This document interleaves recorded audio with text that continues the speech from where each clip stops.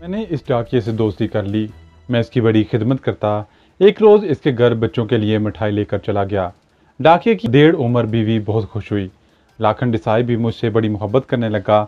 मैं आधी छुट्टी के वक्त इसके पास बरामदे में बैठ जाता। हम दोनों बीड़ियाँ सुलगा कर चाय बनाकर पीते और बातें किया करते।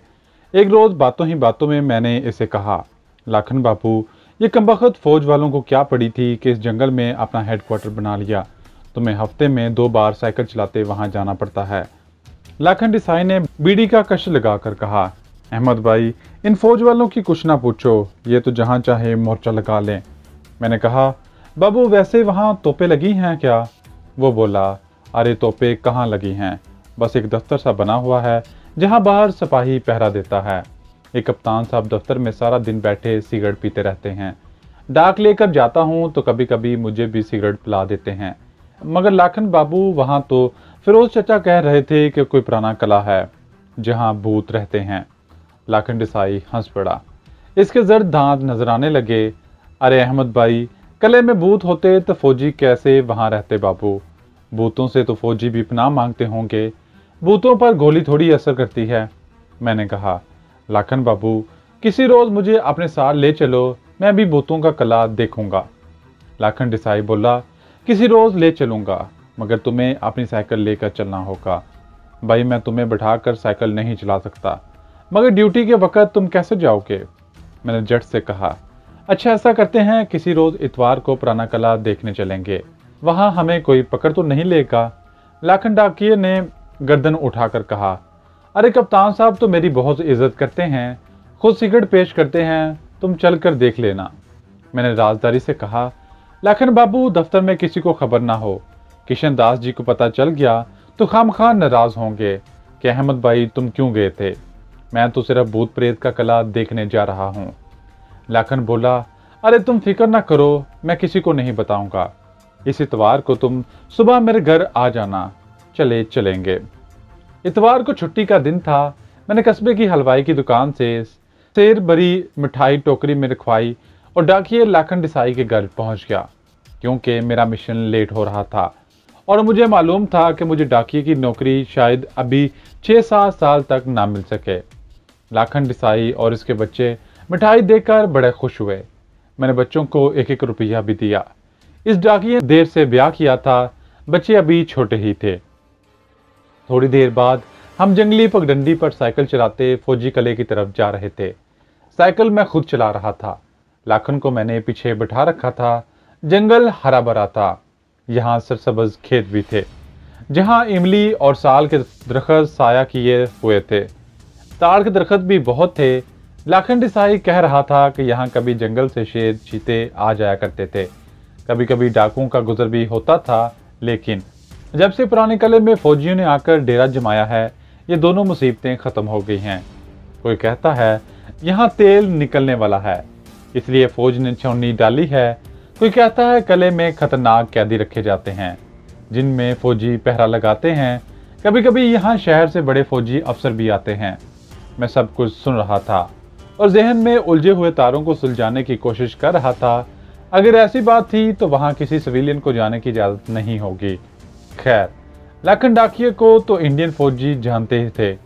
हो सकता है वो मुझसे पूछगिछ करें, लेकिन लाखन डाकिया संभाल लेगा। मैंने ही सोचों में गुम जंगली रास्ते में साइकिल चलाए जा रहा था। दूर से ताड़ के दरख्तों में से उभरी हुई मुझे किले की पुरानी दीवार दिखाई दी। लाखन बोला, वो सामने किला है। साइकिल बाईं जाने वाली पगडंडी पर डाल दो। किले के दरवाजे पर एक ढलानी छत वाला कमरा बना था, जिसके आगे बरामदे में 2 फौजी स्टेन गन थामे पहरा दे रहे थे।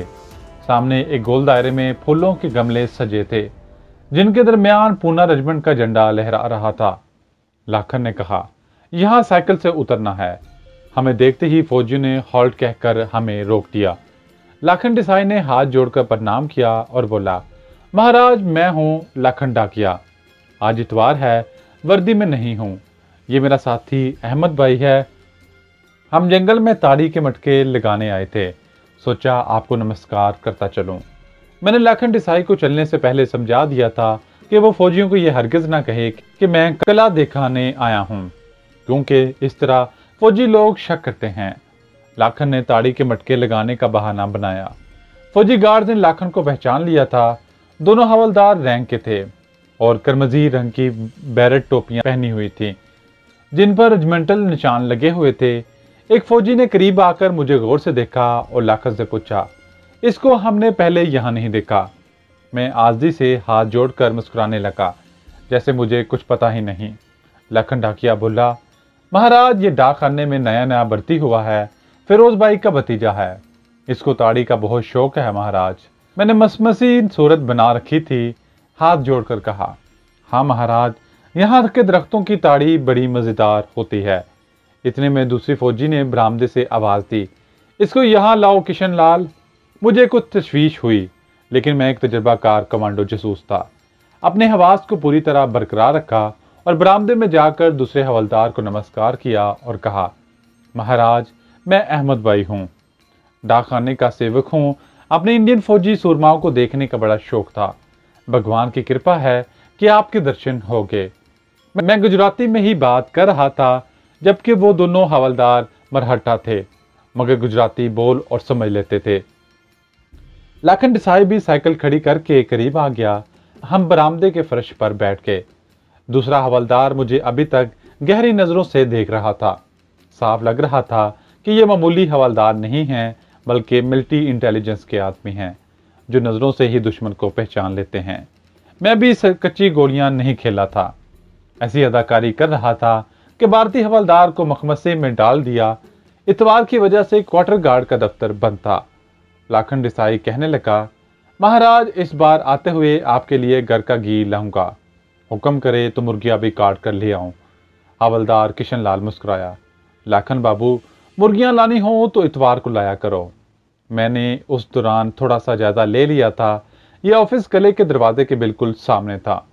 किले के दरवाजे पर खारदार बाड़ वाला लोहे का जंगला लगा था।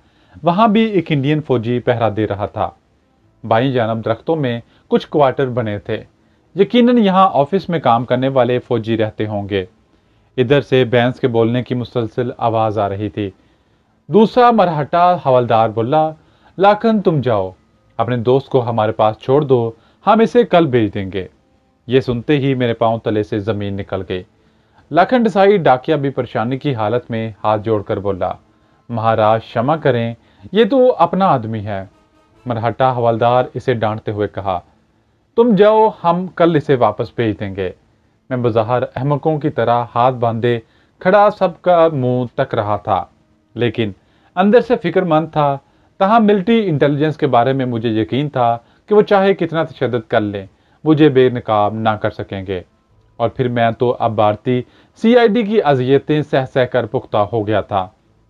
मेरा साथी लाखन डाकिया मरहट्टा हवलदार के हुक्म से साइकिल लेकर चल दिया। अब दोनों मरहट्टा हवलदार मेरी तरफ मुतवज्जा हुए। इनमें से एक का नाम तो किशन लाल था और दूसरे का नाम खंबाटे था। खंबाटे ने हवलदार किशन लाल को हुक्म दिया कि मुझे अंदर ले जाकर बंद कर दिया जाए और छोटी मूंछों वाला हवलदार किशन लाल मुझे किले के दरवाजे के जंगले में से गुजार कर अंदर ले गया। मैं दसदीदा नजरों से हर शय बगौर मशाता कर रहा था। यह ड्यूड़ी छोटी सी थी और उसके आगे कशादा लान था, जहां दाएं बाएं दो एक कमरे थे। इन्हीं में से एक छोटी सी हवालात बनी थी जिनमें सलाखों वाला एक दरवाजा लगा था। इसने मुझसे कोई बात कहे बगैर मुझे इस हवालात में बंद करके बाहर ताला लगा दिया। जब हवलदार किशन लाल चला गया तो मैं सोचने लगा कि इन फौजियों को मुझ पर शक है कि मैं कोई गैर मुल्की एजेंट हूँ और अब वो मुझसे पूछगछ करेंगे। हो सकता है ये पूछगछ रात के वक्त हो, क्योंकि छुट्टी की वजह से फौजी गार्ड का इंचार्ज मरहट्टा कैप्टन वहां मौजूद ना था। मेरे पास कोई ऐसी निशानी या अलामत नहीं थी कि जिसकी वजह से वो मेरा जासूस होना साबित कर सकते हैं। मैंने अपने आप को गुजराती मुसलमान ज़ाहिर किया था और मैं मुसलमान ही था। मेडिकल मुआयने से भी मैं मुसलमान ही साबित होता। हाँ, अगर मैं यहाँ एक हिंदू गुजराती नौजवान की हैसियत से आता तो मैं फंस सकता था। दूसरे मैं हिंदी और तामिल भी रवानी से बोल सकता था और ये खूबी मुझे हिंदुस्तानी साबित करने में मेरी मददगार साबित हो सकती थी। मैं इसी अधेड़बन में था कि हवलदार किशन लाल मेरे लिए तामचीनी के मग में चाय लेकर आ गया और बोला, ये लो चाय पियो, कैप्टन सिंह अभी आ रहे हैं। तुमसे दो दो बातें होंगी। मैं चाय का मग थामते हुए आजी से बोला, संतरी जी, मुझे क्यों हवालात में डाला है? मैंने तो कोई जुर्म नहीं किया। हवलदार किशन लाल खामोशी से चला गया। थोड़ी देर बाद वो फिर आया और मुझे हवालात से निकालकर क्वार्टर गार्ड के ऑफिस में ले गया। अब दफ्तर खुला था और अंदर मेज के पीछे एक गहरे सांवले रंग का जवान फौजी कप्तान की वर्दी में मेज पर टांगे रखे बैठा चाय पी रहा था। यही कैप्टन सिंह था। इसके एक हाथ में बैत की छड़ी थी जिसको आहिस्ता आहिस्ता वो अपनी पंडली पर मार रहा था। हवलदार ने सल्यूट मारकर कहा, सर, ये है वो जवान। कैप्टन सिंह ने बैत के इशारे से हवलदार को जाने का इशारा किया। हवलदार सल्यूट मारकर दफ्तर से बाहर निकल गया और मैं हाथ बांधे खामोशी से खड़ा था और चेहरे पर बड़ी अहमकाना मुस्कुराहट तारी कर रखी थी। कैप्टन सिंह ने मुझे कुर्सी पर बैठने का इशारा किया। मैंने हर किस्म की सूरत हाल का मुकाबला करने के लिए अपने आप को तैयार कर लिया था। कैप्टन सिंह मुझे अपनी छोटी छोटी प्याजी आंखों से मुसलसल तक रहा था। मैंने नजरें झुका ली। कैप्टन चाय का मग मेज पर रखते हुए कुर्सी पर से उठा और टहलता हुआ अकबी खिड़की की सलाखों के पास जाकर बाहर देखने लगा। फिर पलटकर मेरे करीब आया, मेज के कोने पर बैठा और मेरी तरफ झुककर गुजराती में बोला, तुम कहाँ से आए हो यहाँ? मैंने भी बड़ी रवान गुजराती में इसे बताया कि मैं बड़ाइच का रहने वाला हूँ। माँ बाप के मरने के बाद मैं रिश्तेदारों के बुरे सलूक से तंग आकर यहाँ आ गया और फिरोज भाई की मेहरबानी से डाकखाने में नौकरी मिल गई है। तुम मुसलमान हो? कैप्टन सिंह ने मुझे घूरते हुए पूछा। हाँ जी। मरहट्टा कैप्टन मेज पर से हटकर दोबारा अपनी कुर्सी पर जाकर बैठ गया। इसने अपने चाय का मग उठाकर हाथ में थाम लिया। तुम्हारा नाम अहमद भाई है ना? हाँ जी, अहमद भाई मेरा नाम है। बोलेपन से कहा। मैं इस इंतजार में था कि वो कब अपनी कुर्सी पर से चीते की तरह मुझ पर झपटता और मुझ पर लातों और घूंसों की बारिश करता कि इसने बड़ी राजदारी से मेरी तरफ अपना चेहरा झुकाते हुए कहा, अहमद भाई, तुम यहाँ नए नए आए हो, हमें तुम जैसे नौजवान की तलाश थी। हम इस कस्बे के किसी आदमी पर भरोसा नहीं कर सकते। अगर तुम हमारा एक काम कर दो तो हम तुम्हें इनाम देंगे और सर्टिफिकेट भी। मैं समझा कि वो मेरे साथ कोई चाल चल रहा है। मैंने हाथ बांध कर कहा, साहब जी, मैं बेकसूर हूँ, मुझे कुछ भी मालूम नहीं है। कैप्टन सिंह मुस्कुराया, कहने लगा, हमको सब मालूम है तुम बेकसूर हो, पर हमने तुम्हें यहाँ क्वार्टर गार्ड में बंद करने के लिए नहीं बुलाया। बात यह है कि कुछ अर्सा से हमारे सप्लाई डिपो और क्वार्टरों में बहुत चोरियां हो रही हैं। हमने गांव के कुछ लोगों को बंद करके मारा पीटा भी है, मगर वो हमें कुछ नहीं बताते। हर कोई यही कहता है कि जंगल से डाकू आकर चोरियां करते हैं, लेकिन हमें मालूम है कि इस गांव के लोग चोरियां करते हैं। ये सारे गांव वाले चोर हैं और एक दूसरे से मिले हुए हैं। हमारे पास इतनी नफरी नहीं है कि हम गांव के एक एक मकान की तलाशी लें या वहां पहरा लगाएं। तुम इस गांव में नए नए हो, हम ये चाहते हैं कि तुम खुफिया तौर पर गांव में रहकर इस बात का पता चलाकर हमें बताओ कि असल चोर कौन कौन लोग हैं। तुम्हारा नाम हम किसी को नहीं बताएंगे। अगर तुमने हमें चोर पकड़वा दिए तो हम तुम्हें 1000 रुपये इनाम भी देंगे और सर्टिफिकेट भी देंगे। बोलो, क्या तुम तैयार हो? यह भारत माता की खिदमत में होगी। मेरी जान में जान आई। यह मामला दूसरा था। मैंने दिल ही दिल में खुदा का शुक्र अदा किया। फिर भी मैंने अपने चेहरे पर इत्मीनान या मुसर्रत की किसी किस्म की कैफियत को जाहिर ना होने दिया, बल्कि उल्टा ये जाहिर किया जैसे मैं परेशान हूँ। मैंने हाथ बांधकर कहा, साहब जी, मैं परदेसी हूँ, सिवाय फिरोज भाई जमींदार और डाक खाने के 2 एक आदमियों के और किसी को नहीं जानता। मैं कैसे मालूम करूंगा कि चोरियां कौन करता है? कैप्टन सिंह ने मेरे लिए मजीद चाय का कप मंगवाने का हुक्म दिया और बोला, यही बात तो तुम्हारे और हमारे हक में जाती है।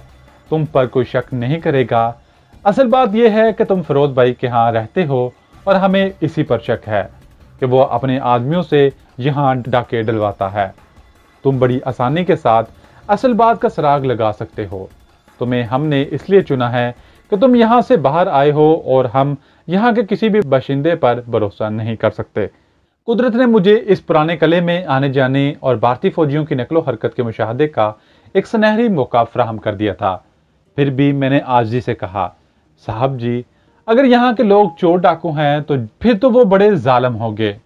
अगर इन्हें पता चल गया कि मैंने मुखबरी की है तो वो मुझे जान से मार डालेंगे। इस पर कैप्टन सिंह ने मुझे जोर देकर कहा, अहमद भाई तुम बेफिक्र हो, हम तुम्हारी जान की हिफाजत का जुम्मा लेते हैं, तुम पर आंच तक ना आएगी।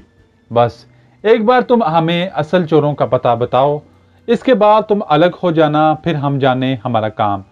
हम तुम्हारा नाम ही किसी को नहीं बताएंगे, फिर तुम्हें किस बात का डर है। इतने में चाय आ गई।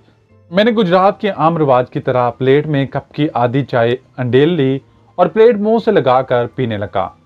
कैप्टन सिंह ने मेरे कंधे को उठकर आहिस्ता से थपथपाया और कहा, बस ठीक है, ये काम देश की खिदमत का भी है, हमारा बहुत नुकसान हो रहा है, यहाँ तुम्हें आने की भी जरूरत नहीं।